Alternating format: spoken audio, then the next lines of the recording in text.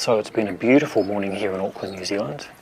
I'm recording this in lockdown here at the practice. The city is very quiet out there. Looking out from my local volcano, Iwareka Mount Albert, there's hardly any movement out there.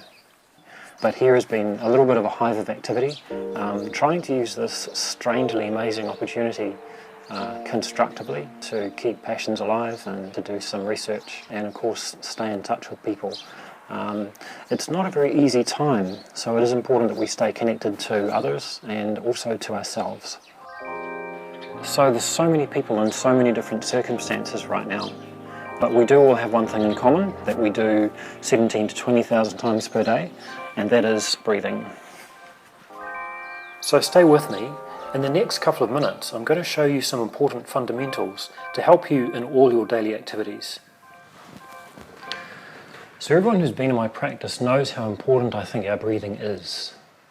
Not only for oxygen and for fuel, but also how it influences and shapes our body structure and how we move, and importantly, how it influences our mood, our levels of stress and anxiety.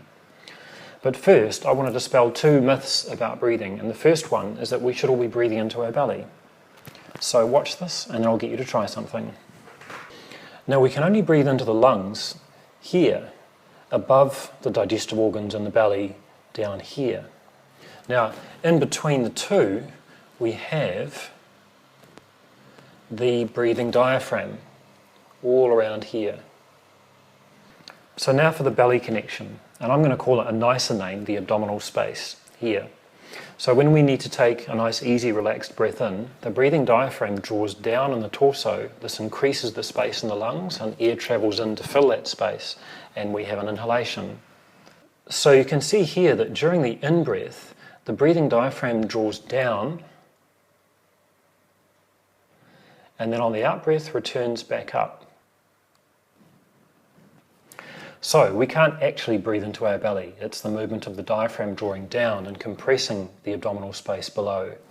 And this diaphragm movement is the foundation of our breathing for all of our daily activities. Which brings us to the second myth, that we should all be taking big breaths.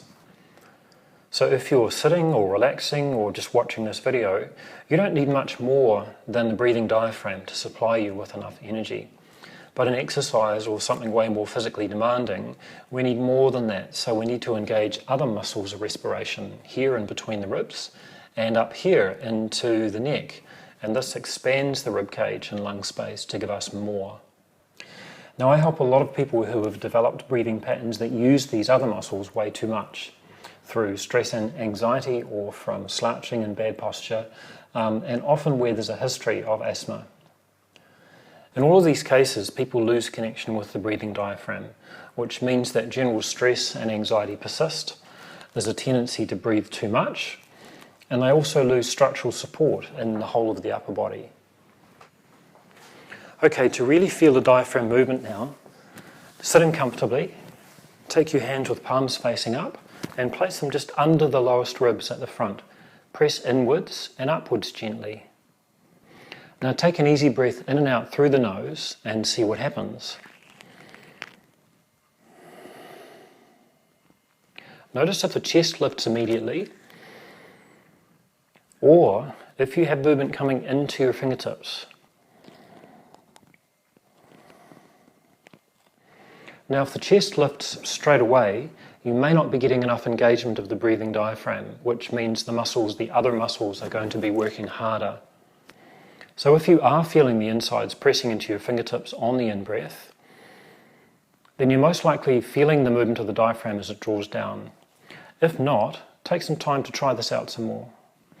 Now, if you happen to notice that you've been slouching, then this reduces the space that's available for the diaphragm to move up and down. So come up again, come up tall, let the lower back be at ease, and with the increased room for the diaphragm to move, that gives you support up through the rib cage, spine, into the neck, and up into the head as well.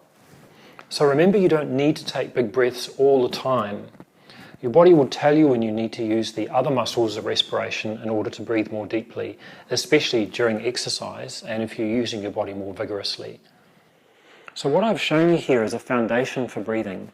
It doesn't matter if you're relaxing, walking, running, even doing yoga, gym, Pilates, anything at all.